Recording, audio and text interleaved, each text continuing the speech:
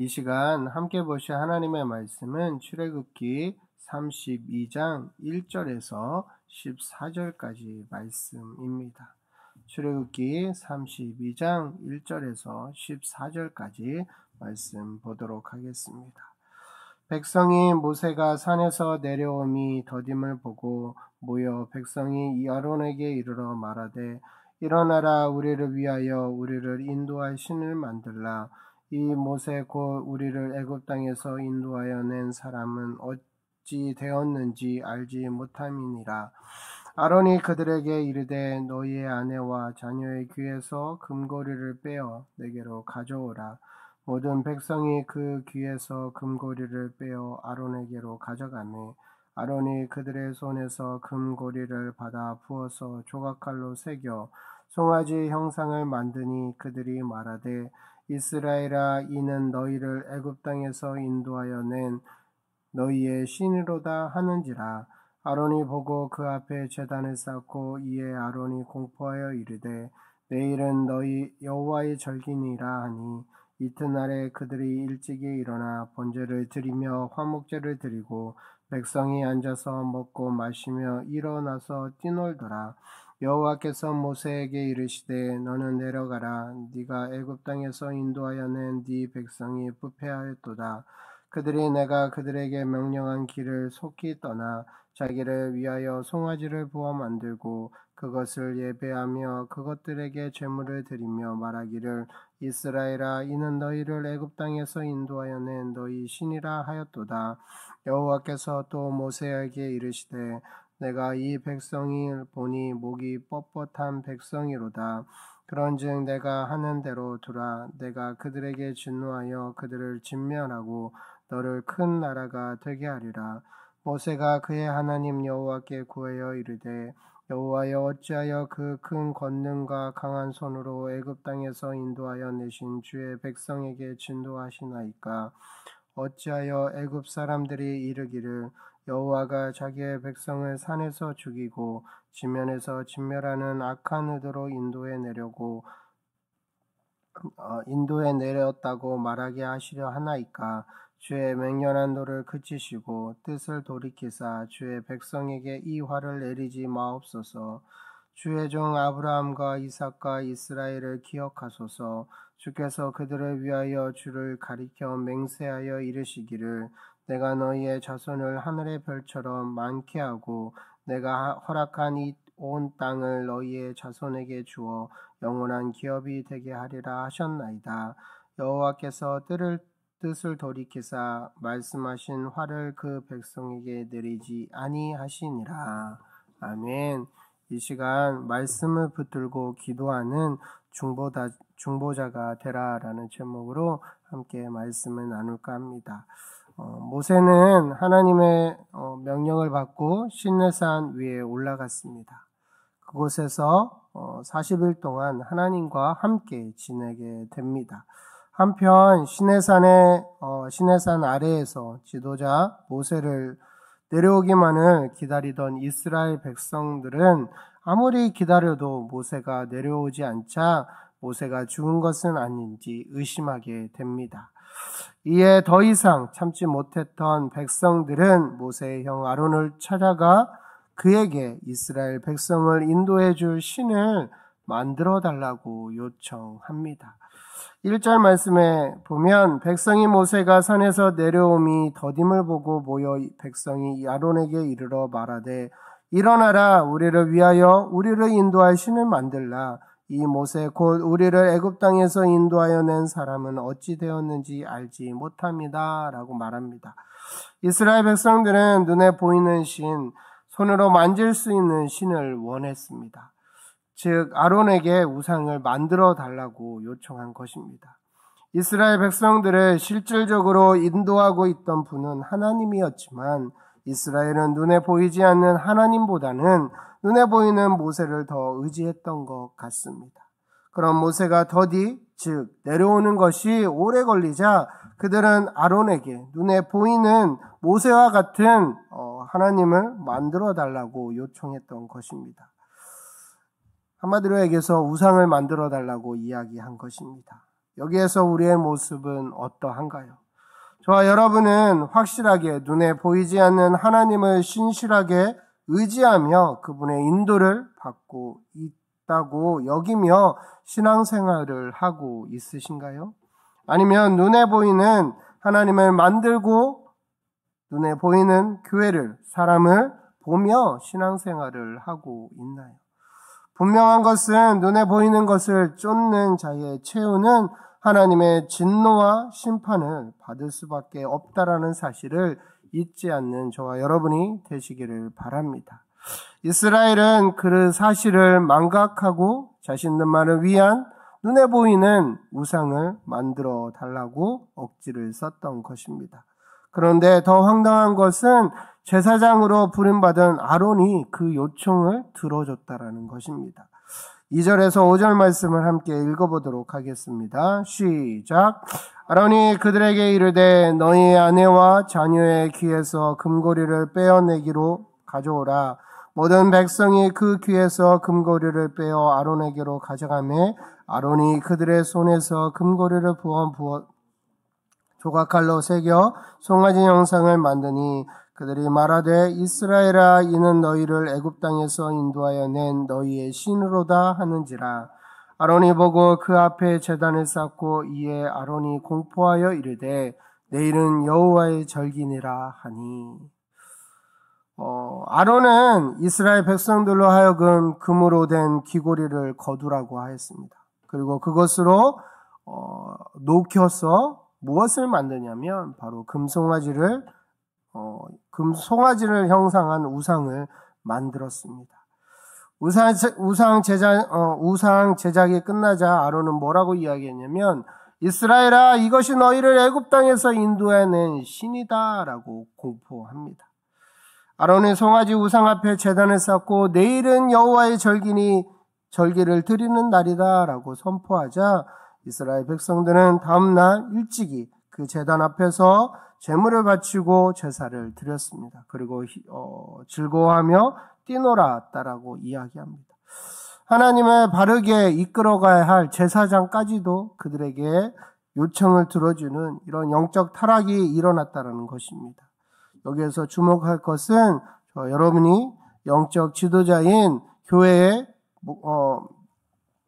교육자들과 직분자들을 위해서 끊임없이 그들이 흔들리지 않는 영적으로 바로 설 수 있도록 중보기도해야 할 필요가 있다라는 것입니다.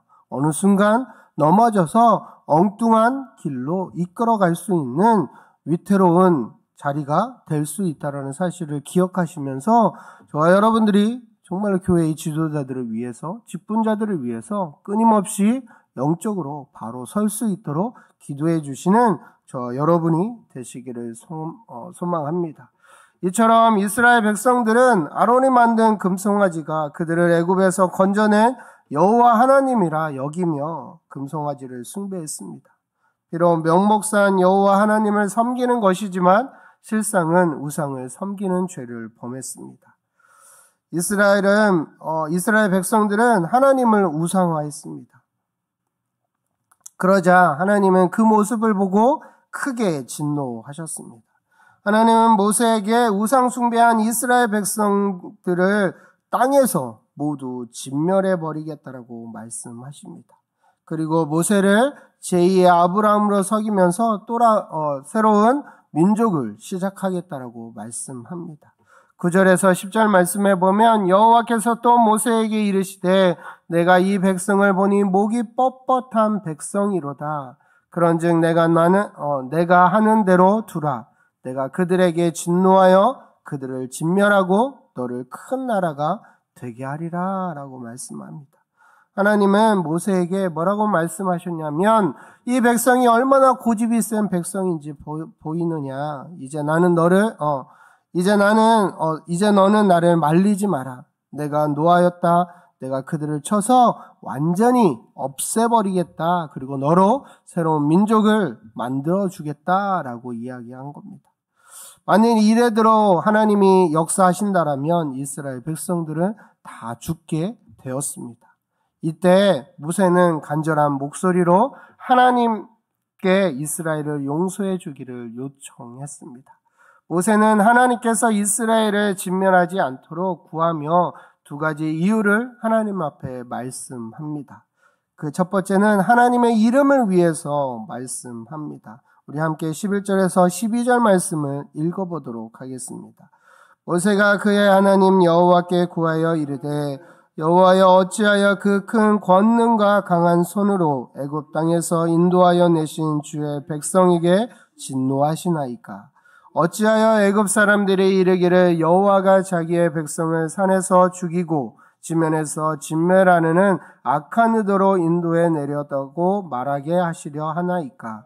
주의 맹렬한 노를 그치시고 뜻을 돌이키사 주의 백성에게 이 화를 내리지 마옵소서. 온 세상이 이스라엘 백성이 섬기는 신이 여호와 하나님인 줄을 알고 있습니다. 그런데 만일 지금 이 광야에서 이스라엘 백성들을 다 죽게 되면 세상 사람들, 특히 애굽 사람들이 광야에서 다 죽게 하려고 그 백성들을 이끌어냈다라고 이야기하지 않겠습니까? 라며 하나님의 명예가 실축될 것이라고 모세는 이와 같이 말씀하며 하나님 제발 노를 거두어 주시고 그 뜻을 돌이켜 하나님의 백성에게 재앙을 거두어 달라고 간청하였습니다. 두 번째는 하나님의 말씀 약속이었습니다. 13절의 말씀에 보면 주의 종 아브라함과 이삭과 이스라엘을 기억하소서. 주께서 그들을 위하여 주를 가리켜 맹세하여 이르기를 내가 너희의 자손을 하늘의 별처럼 많게 하고 내가 허락한 이 온 땅을 너희의 자손에게 주어 영원한 기업이 되게 하리라 하셨나이다 라고 이야기하며 하나님의 약속을 언급합니다. 하나님께서는 분명 아브라함에게 그의 자손을 하늘의 별처럼 많게 해주시겠다라고 약속하셨고 아브라함의 자손에게 가나안 땅의 기업으로 주시겠다라고 약속하셨는데 이스라엘 백성들이 그 가나안 땅에 들어가지도 못하고 이 광야에서 모두 다 진멸하면 하나님의 약속이 성취되지 않는다라고 말하고 있는 것입니다. 모세는 하나님께서 아브라함, 이삭, 야곱과 맺으신 언약을 언급하며 이스라엘 백성들을 용서해 주기를 간청했던 것입니다. 간구했던 것입니다. 중보했습니다. 모세의 중보 기도를 보면 그는 이스라엘 백성들이 사랑하거나 사랑받거나 용서받을 만한 그 어떤 자격이 있기 때문에 그들을 용서해 달라고 하지 않았습니다. 모세가 봐도 이스라엘 백성들은 하나님 앞에 큰 죄인이었습니다. 모세는 오히려 하나님의 영광을, 하나님의 이름을 위해서 이스라엘 백성들을 용서해 달라고 간청했던 것입니다. 놀랍게도 성경은 하나님께서 모세의 기도를 들으시고 하나님의 뜻을 돌이켰다라고 기록하고 있습니다.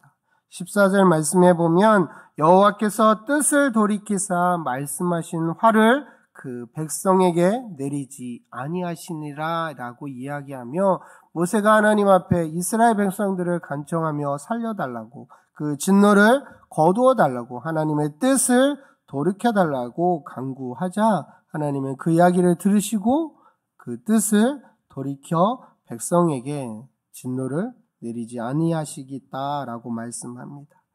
모세는 너무나도 지혜롭게 하나님의 영광과 그 이름을 위해 언약을 붙들고 중보하였기에 하나님의 뜻을 돌이킬 수 있었습니다. 이처럼 우리가 언약에 신실한 하나님의 성품에 호소하면 자비를 구할 때 하나님은 그 약속을 기억하시고 우리에게 한없는 자비를 베풀어 주십니다. 우리 중에 구원받고 천국에 갈 자격이 있는 사람은 단 한 사람도 없습니다. 우상 숭배로 인해 광야에서 진멸할 뻔했던 이스라엘 백성들처럼 우리들도 죄악으로 인해 지옥에 떨어져야 하는 그런 진멸받아야 하는 존재였습니다. 그러나 예수 그리스도를 믿는 모든 자에게 구원을 주시겠다라고 약속하신 하나님의 새로운 언약으로 말미암아 하나님은 우리를 향하신 진노의 뜻을 돌이키시고 말씀하신 화를 우리에게 내리지 않으셨습니다.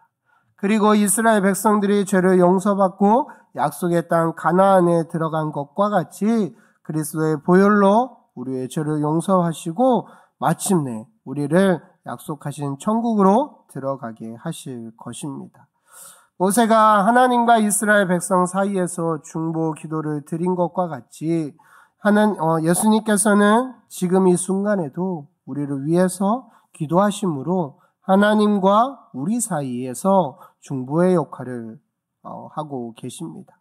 예수님으로 말미암아 이제 더 이상 믿는 성도들은 하나님의 진노 아래 있지 아니하고 약속하신 천국을 향하여 살아갈 수 있게 되었습니다. 사랑하는 성도 여러분, 눈에 보이는 하나님을 만들어내지 않게 되기를 바랍니다. 그것을 만들어 섬기는 우상 숭배는 내 탐욕을 채우기 위해서 내 소원을 들어줄 하나님을 만드는 것과 같습니다. 무엇보다 내 주변에 그런 모습으로 서 있는 자들을 위해 말씀을 붙들고 기도하는 중보자의 역할을 감당하는 저와 여러분이 되시기를 간절히 소망합니다. 이 시간 함께 말씀을 기억하면서 기도했으면 좋겠습니다. 눈에 보이는 하나님을 만드는 어리석은 자가 아닌 그것을 만들어 섬기는 자들을 위해 말씀을 붙들고 기도하는 중보자도 서 있게 해달라고, 또한 캄보디아 비전팀을 위해서 함께 이 시간 통속으로 간절하게 기도하도록 하겠습니다. 기도하겠습니다. 하나님 많으신 하나님 아버지,